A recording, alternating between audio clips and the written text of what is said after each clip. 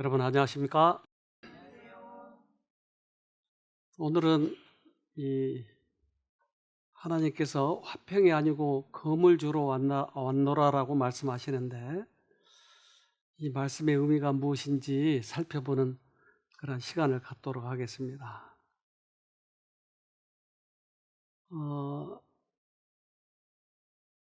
이 테드라고 하는 미국의 프로그램이 있어요. TED. 네, 여기에 유명한 강사로 나오신 분 중에 그 헬렌 피셔라고 하는 사람이 자주 나와요. 이분은 특별히 결혼관계, 남녀관계, 사랑 이런 부분을 다루고 계세요. 근데 이분이 나오셔서 이야기하는데 이렇게 말씀하십니다. 수세기 동안 사람들은 하나 이상의 사랑을 하려고 합니다.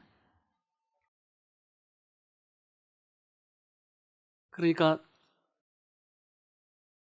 우리가 연인을 사귀려면 이 여자도 저 여자도 이렇게 사귀고 싶어 한다 이 말이에요.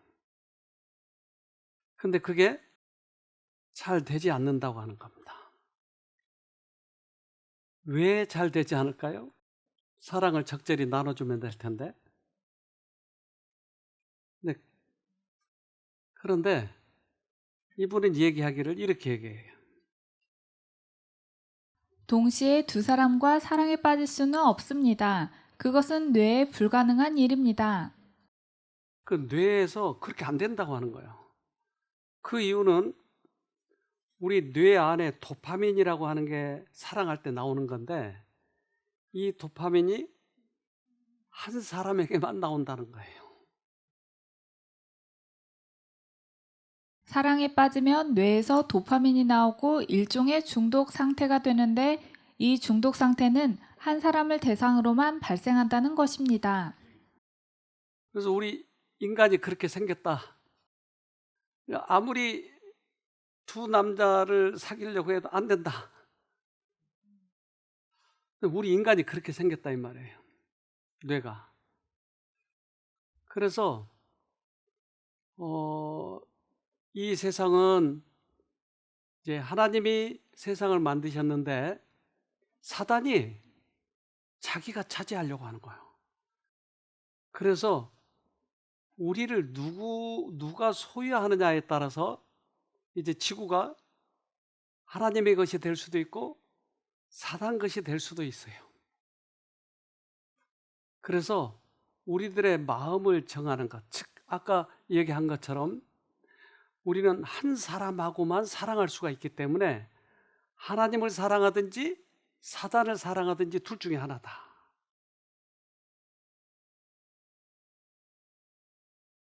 우리가 어느 편에 있는가를 어떻게 알 수 있겠는가? 누가 마음을 소유하고 있는가? 우리의 생각이 누구에게 가 있는가? 누구에 대하여 우리가 이야기하기를 좋아하는가? 누가 우리의 가장 따뜻한 애정과 최선의 정력을 소유하고 있는가? 그러면 나는 어느 편에 속해 있을까? 그래서 하나님이 내 마음을 소유하고 있는지, 내 생각은 언제나 하나님 생각하고 있는지, 하나님 이야기하기를 좋아하는지 이런 걸 살펴보자 하는 거예요. 그렇지 않으면 난 다른 편이니까. 왜? 둘 중에 하나만 우리는 사랑할 수밖에 없으니까. 인간 자체가 그렇게 생겼다 이 말이죠. 그런데 이제 우연히 인터넷에 이런 그 부자 사랑 이게 나이가 젊었을 때 모습과 나이가 많았을 때 모습이 이렇게 나오더라고요. 저는 우리 부모님, 특별히 우리 아버지로부터 사랑을 많이 받았어요. 그래서 막내라 엄청 저를 사랑하셨는데 저도 아이들을 막 사랑해요. 근데 아이들이 어렸을 때 이게 자라가지고 나중에 이제 대학을 갔는데 어, 그 대학에는 교인들이 별로 없었어요. 근데 얘가 이제 그 대학에 가서 교회를 나오는 문제 때문에 좀 어려움이 있는데 한 선배가 이제 우리 교인이 하나 있었어요. 그 교인이 우리 아이를 이제 지도해주고 또 여러 가지 요령을 가르쳐주고 하면서 하는 말이, 야, 대학 1학년 때는 절대 공부할 필요가 없어. 마음껏 놀아야 돼. 그러니까 얘가 안 그러던 아이가 이제 그 선배 말만 따라서 하는 거야. 근데 아빠는 안 그러면 좋겠는데. 그래서 우리 아이하고 이 얘기를 해봤더니 벌써 마음이 다 돌아섰어요. 내 말을 안 듣는 거야. 그래서 복장이 터지려고 그러더라고요. 내가 낳았는데 얘가 그 선배 말만 듣는 거예요. 여기 아빠들 계시는데 그러면 여러분 생각이 어떤 생각이 들겠어요? 질투가 나는 거예요. 질투. 내가 낳았는데 꼬셔가지고 데리고 와버리네. 하나님이 우리를 낳았는데 우상을 섬겨버리네. 근데 이 표현을 우리 인간에 맞게끔 표현한 것이 이렇게 해요. 출애굽기 34장 14절. 너는 다른 신에게 절하지 말라. 여호와는 질투라 이름하는 질투의 하나님이미니라. 여호와가 질투합니까? 하나님은 질투하지 말라고 했는데 당신은 질투하는 거예요? 그런데 그 복장이 터지려고 하는 마음, 내가 인간들을 만들었는데 그 인간을 사단이 꼬셔가지고 데리고 하니까 이 마음을 우리의 수준에 맞춰서 표현하는 게 질투하는 하나님이라, 알아먹도록 하기 위해서. 둘 중에 하나만 사랑할 수 있다고 하는 거예요, 우리는. 그래서 우리는 우리 자신을 알아야 돼요. 우리는 둘 중에 하나밖에 사랑할 수밖에 없다고 하는 존재예요. 하나님을 사랑하든지 이 세상을 사랑하든지 둘 중에 하나예요. 이게 넘어가 버리면 우리는 결국은 다른 편에 서게 되는 것이. 그래서 이것을 영적 간음이라고 그래요. 모든 거짓 경배는 영적인 간음이다. 거짓 경배를 금하는 둘째 교훈은 하나님께 대한 경배의 계명이며 그분만을 섬기라는 것이다. 여호와는 질투하시는 하나님이시다. 그분은 만홀히 여김을 당치 않으신다. 그분은 자신이 경배받으셔야 할 방법에 관해 말씀하셨다. 그분은 우상 숭배를 미워하시는데 그 이유는 이 영향력이 더럽게 하는 것이기 때문이다. 이것은 마음을 저열하게 하고 감각적인 것과 온갖 죄악으로 이끌기 때문이다. 그래서 주님께서는 우선순위가 항상 주님이 되기를 원하시는 거예요. 우리를 목숨보다 더 사랑하시는 거예요. 그것은 예수님이 이 땅에 오셔서 그것을 보여주셨어요. 아담과 하와를 창조하셨어요. 그런데 둘이 언제나 같이 있어야 되는데 아담을 곁을 떠나서 하와가 따로 돌아다니기 시작했어요. 그래서 부부는 될 수 있으면 같이 있어야 돼요. 뭐 특별한 경우에는 뭐 잠깐씩 이렇게 헤어질 수도 있겠지만 뭐 미국에 공부를 시키러 갔다든지 뭐. 그러나 그 결과가 좋지 않아요.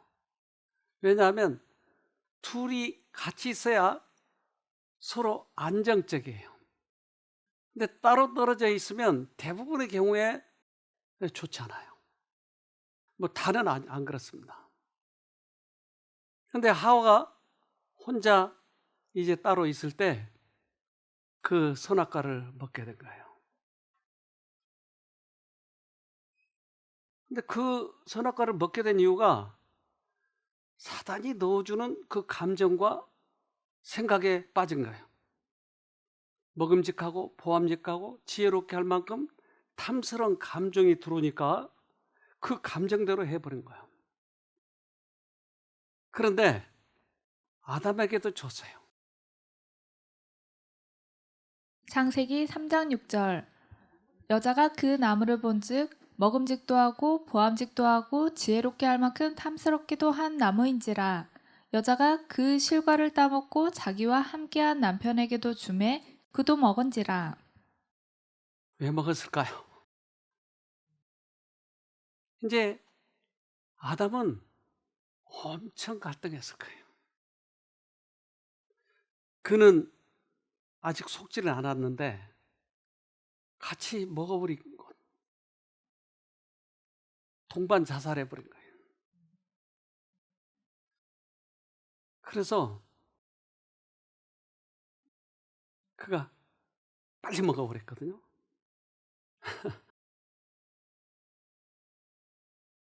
모든 문제는 여자들에게 있는 것 같아요. 자기만 먹고 자기만 죽으면 되는데 왜 남자를 꼬셔가지고 남자까지 죽이느냐고요. 모든 가정의 문제는 여자분 때문에 있죠.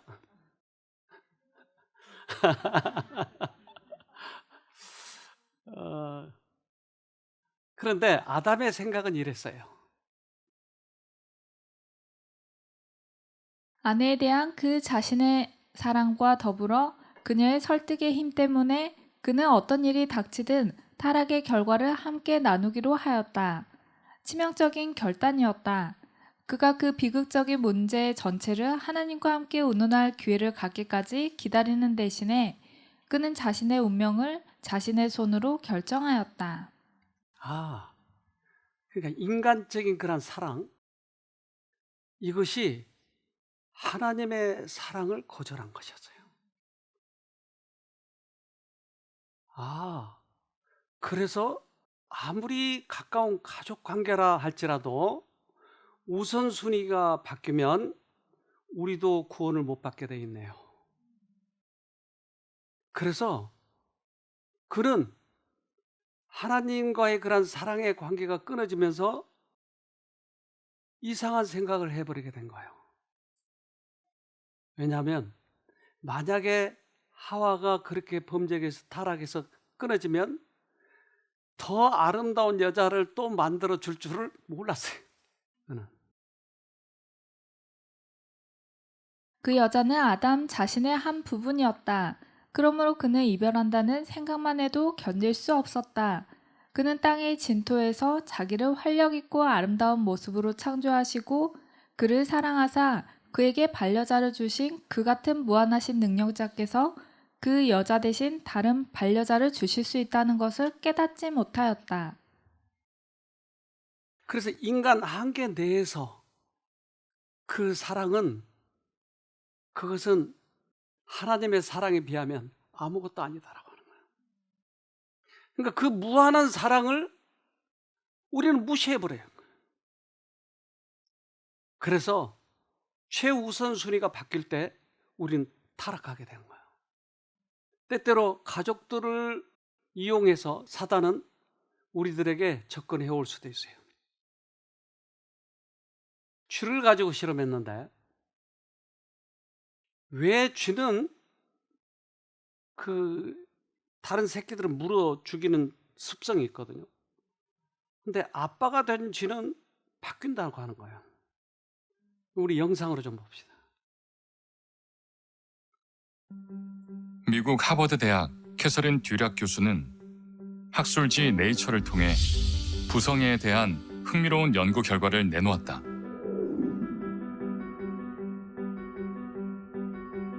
교미 경험이 있는 수컷과 암컷 쥐는 자식을 돌보는 습성을 보입니다.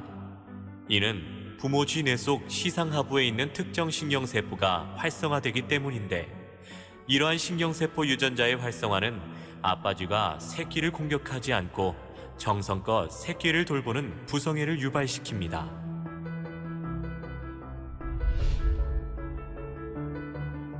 아빠가 된 수컷 쥐는 새끼를 양육하기 위해서 자신의 신체 변화까지 일으킨다는 것이다.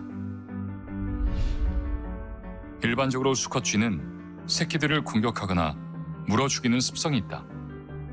그러나 짝짓기를 하고 아빠가 된 수컷 쥐는 새끼들이 태어나자 둥지를 짓고 먹이를 찾아오는 행동을 보였다. 연구팀은 새끼의 냄새가 수컷 쥐 뇌 속에 특정 신경세포를 활성화시켜 새끼를 지극정성으로 돌보는 아빠 모드로 돌변케 함을 발견했다. 새끼의 탄생이 마치 스위치를 켜듯 잠재된 아비의 부성애를 작동시켰다는 의미로 연구팀은 신경세포의 이름을 부성애 스위치라고 명명했다. 냄새가 호르몬을 작동시키고 부성애라고 하는 게 생기게 되더라. 그러니까 사람은 부성애라고 하는 것이 원칙적으로 큰 사랑을 나타내는 그런 것보다는 쥐 실험을 보니까 하나의 호르몬 변화에 불과한 거예요. 우리들의 최고의 사랑은 호르몬 변화에 불과한 거예요. 근데 하나님의 사랑과 비교할 바가 못 되는 거죠. 그런데 이 호르몬의 변화의 사랑이 동반자살을 해버린 거예요. 얼마나 얼처구니 없는 것입니까? 아까 제가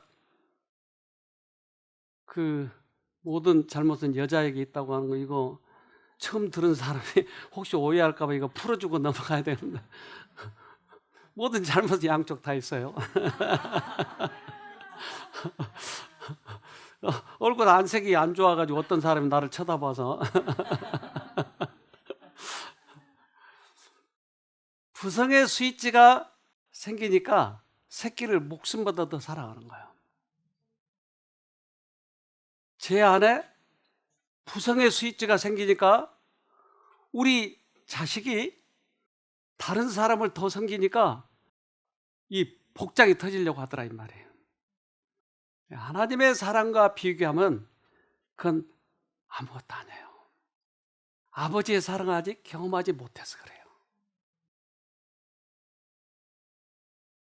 요한일서 3장 1절. 아버지께서 우리에게 얼마나 큰 사랑을 베푸셨는지를 생각해 보십시오.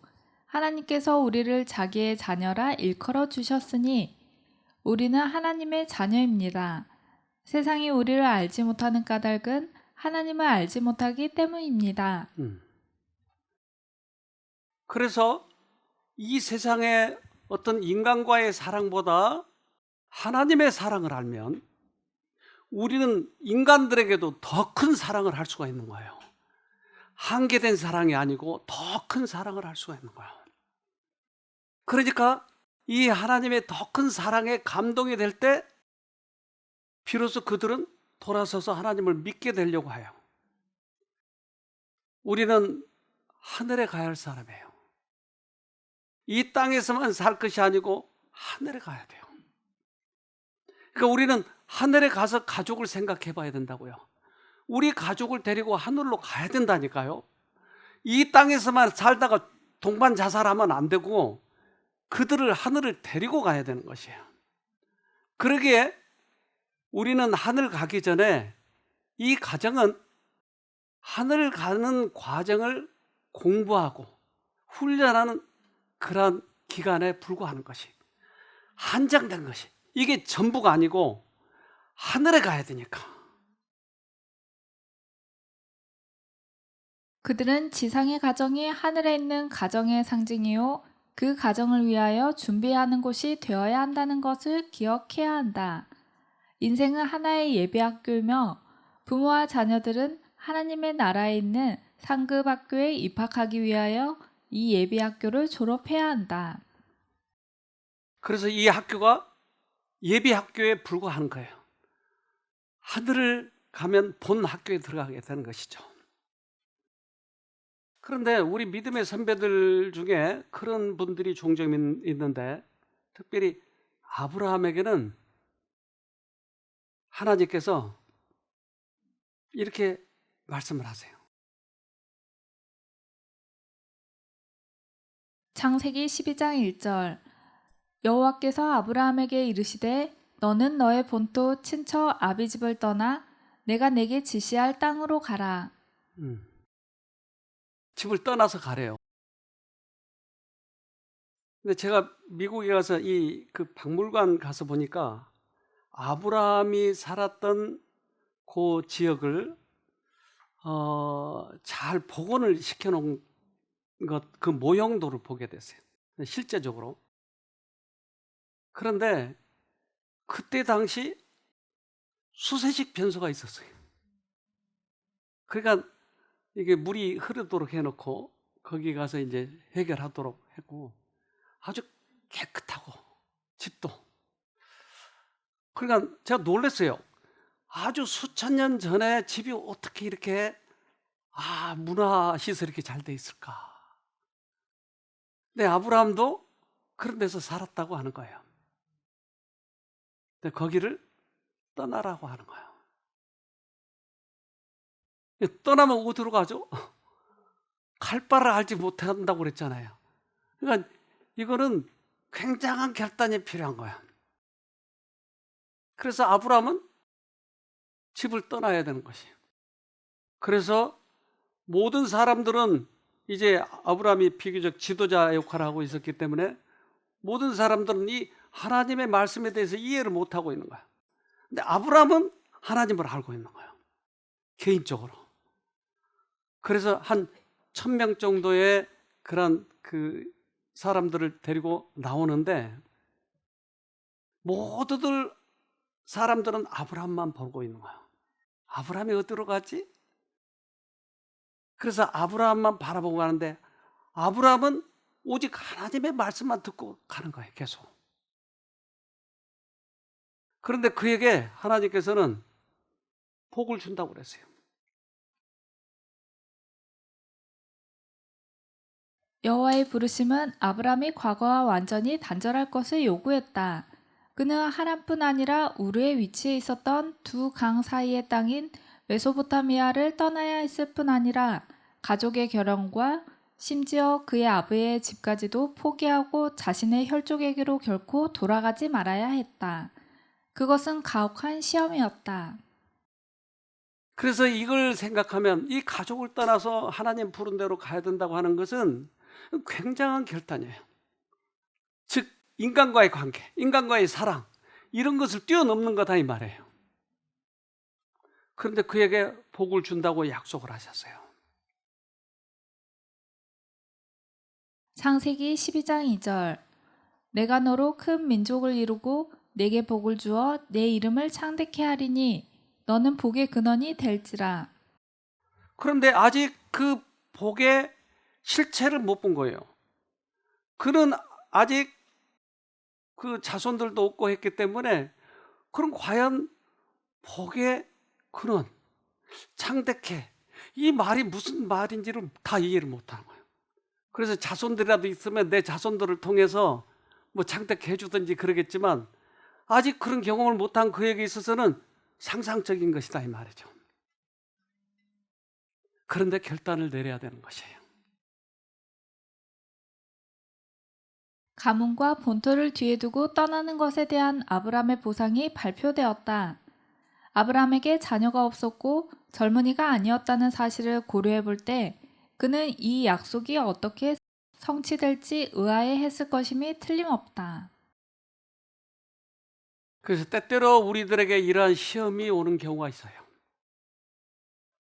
분명히 하나님께서는 하나님을 믿고 선택을 하면 복을 주겠다고 약속했는데 내 앞에는 실체가 없는 거예요. 이런 경우에 우리는 어떤 선택을 해야 될지 하는 겁니다.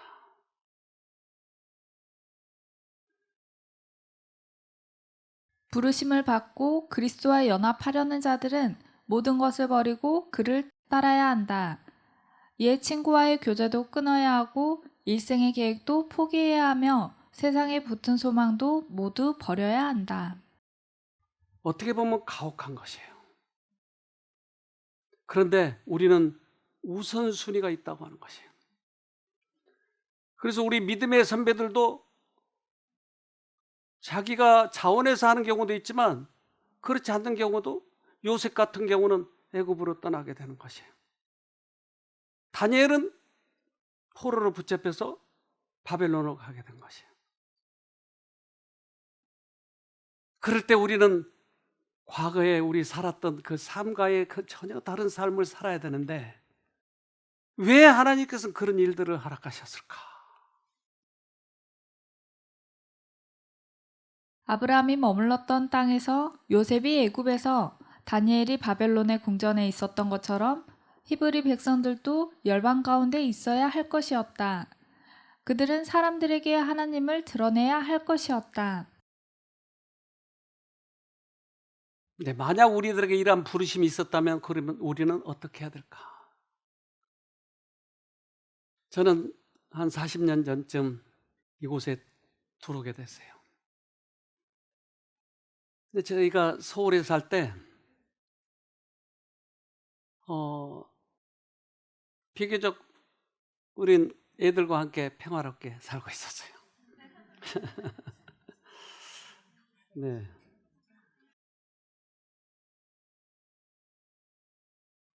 비교적 잘 찍은 사진이라고 가져온 건데 이 정도밖에 안 됩니다. 우리 애들도 이제 우리 집 앞에서 이제 애들하고 같이 찍은 사진인데요. 이때 이거 여기로 들어오게 됐어요. 그러니까 그 편안하게 살던 그 집을 버리고 여길 와야 된다고 하는 거예요. 근데 그 우리가 지금은 새로 지은 집이 저 정도 지금 30년 넘어서. 근데 그때 당시 처음 들어왔을 때 집은 쥐가 밤새 천장에서 돌아다니는 거예요. 옛날 집. 우리 아이가 못 견뎌하는 거예요. 그래서 아이를 당분간 우리 누나 집에다 좀 맡겨놓고 그런 때도 있었어요. 그래서 쥐 벼룩이 툭툭 떨어지면 온몸이 근데 왜 이렇게 와야 되는지에 대해서 그때는 다 이해를 못했어요. 그래서 나는 그때 젊어서 패기가 있었고 목적이 확실하기 때문에 가야 되겠다 하고 온 거예요. 그래서 오직 이 차 한 대 가지고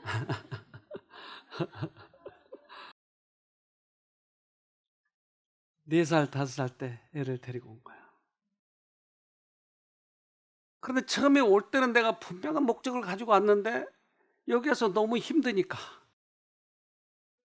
농사하기도 힘들고 너무 힘들어. 그러니까 목적이 없어져 버린 거예요. 갑자기. 다시 돌아가야 될까? 말아야 될까? 그래서 어느 날 제가 그 서울에 이제 우리가 살던 그 집을 가봤더니 거기가 집값이 2배, 3배 올랐더라고요. 근데 우리는 여기는 팔려해도 팔리질 않아. 여기가 하도 시가 깡시골이라. 그래서 다음부터는 내가 그 집을 절대 안 갔어요. 서울 쪽으로는 안 가버렸어요. 하도 속상해가지고. 그래서 여기 와 있는 동안에 왜 내가 여기 와 있는지에 대해서 다 깨닫지 못했어요. 우리 애들은 내가 밖에 갔다 오면 하루 종일 아빠를 기다리고 있는 거예요. 그래서 우리 애들하고 같이 토끼도 길러보고 아빠를 기다리느라고 하루 종일. 그때 이 아브라함의 이 성경 이야기를 그때 읽게 됐어요. 그러면서 정신이 번쩍 나는 거예요. 우리 믿음의 선배, 믿음의 조상 아브라함은 그도 떠났구나. 근데 그가 어떻게 살았지? 하면서 얼마나 많이 참조하면서 따라갔는지 몰라요. 나도 모르는 사이에 그 믿음이 자라기 시작하더라고요.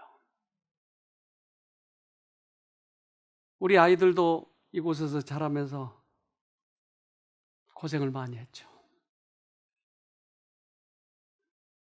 그런데 그러한 결단이 나를 바꿔주기 시작하더라고요.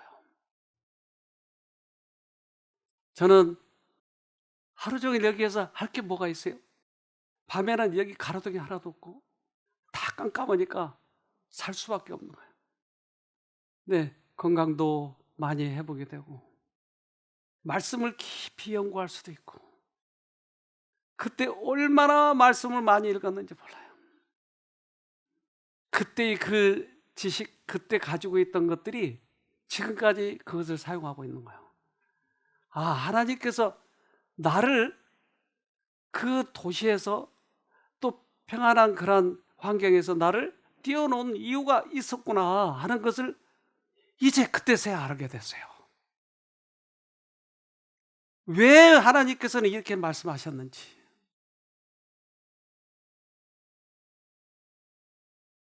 마태복음 10장 34절로 36절. 내가 세상의 화평을 주러 온 줄로 생각지 말라. 화평이 아니요 검을 주러 왔노라. 내가 온 것은 사람이 그 아비와 딸이 어미와 며느리가 시어미와 불화하게 하려 함이니 사람의 원수가 자기 집안 식구리라. 왜 하나님께서 이렇게 얘기하셨을까? 가족을 화평하게 살라고 그러고 서로 사랑하라고 하신 분이 왜 이렇게 얘기했을까? 그것은 우선순위가 바뀌었을 때 원수가 되어버린 거죠. 하나님을 가장 우선적으로 우리가 섬겼을 때 우리의 인생을 하늘까지 이끌고 가시는 것이에요. 검을 일부러 주러 오셨다고요? 그렇지 않아요. 우리는 어떤 말씀을 듣고 그것을 실행에 옮기려고 할 때 항상 방해가 있었던 것이죠. 그는 화평이 아니요 검을 주러 왔노라고 말씀하셨다. 이러한 투쟁이 생기는 것은 복음의 영향이 아니라 복음에 반대하는 결과로 생긴다. 모든 박해 중에서도 가장 견디기 어려운 박해는 가정 안에서의 알력이요 절친한 세상 친구들과의 사이가 소원해지는 일이다. 저는 친구가 다 없어졌어요. 옛날에 술 친구들, 옛날에 그렇게 친했던 그 친구들이 제가 이곳으로 온 뒤로부터 거의 다 없어져서 우리 집사람하고 한때 대판 싸웠는데 내가 집을 나갔는데 갈 데가 없어요. 교인들은 내가 집 나왔다 그러면 뭐라고 생각할 거예요? 근데 이럴 때는 친구 집에 가야 되는데 친구가 없어요, 친구가. 옛날 친구들이 다 없어졌어요. 그러나 주님께서 그 모든 것을 다 이렇게 차단하고 내가 오로지 하나님만 바라보도록 하면서 나의 믿음을 차츰 길러주시더라고요. 우선순위가 바뀔 때 우리는 집안 식구가 원수가 되는 거예요. 그런데 우선순위를 하나님께 둘 때 우리 가족에게 더 큰 사랑을 베풀 수 있다고 하는 거예요. 우리 가족을 하늘에 데리고 갈 수 있다고 하는 것이에요. 그래서 절대 우선순위가 바뀌지 않도록 하세요. 하나님이 언제나 1등 자리에 있어야 돼요. 주님께서 우리들을 이끄실 때 우리는 주님께 우리의 손을 맡겨야 되는 것이에요. 마태복음 10장 37절로 38절. 아비나 어미를 나보다 더 사랑하는 자는 내게 합당치 아니하고 아들이나 딸을 나보다 더 사랑하는 자도 내게 합당치 아니하고 또 자기 십자가를 지고 나를 쫓지 않는 자도 내게 합당치 아니하니라. 우리의 십자가를 진다고 하는 것은 나의 포기예요. 그래서 내가 이제까지 끈끈하게 가지고 있었던 돈의 사랑 또는 그 어떤 관계의 사랑 이런 것보다 하나님이 우선순위가 돼야 된다고 하는 거예요. 우리는 믿음의 조상 아브라함이 그렇게 해서 믿음의 조상이 됐고 승리했잖아요. 우리에게 하나님께서 부르시면 우리는 따라가야 돼요. 요셉도 그렇게 해서 국무총리가 됐잖아요. 다니엘도 그렇게 해서 바벨론에 복음이 들어가고 백성들을 끌고 나왔잖아요.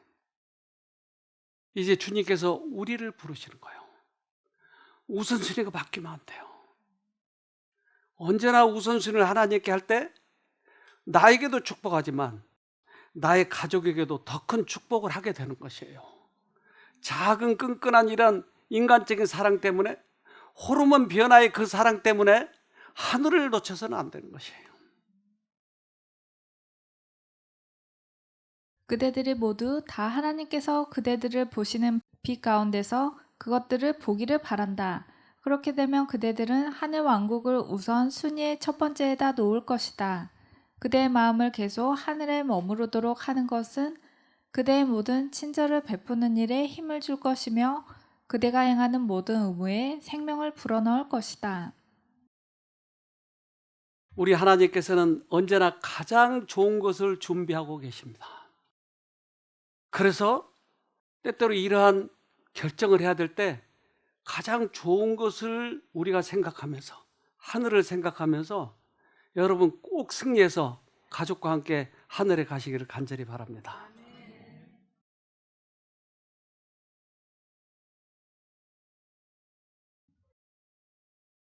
하늘에 계신 아버지, 세상은 주님의 예언한 대로 많이 어두워져 가고 나라를, 민족이 민족을 서로 전쟁을 일으키고 괴롭히고 많은 영혼들이 희생당하고 있고 그렇게 하고 있습니다.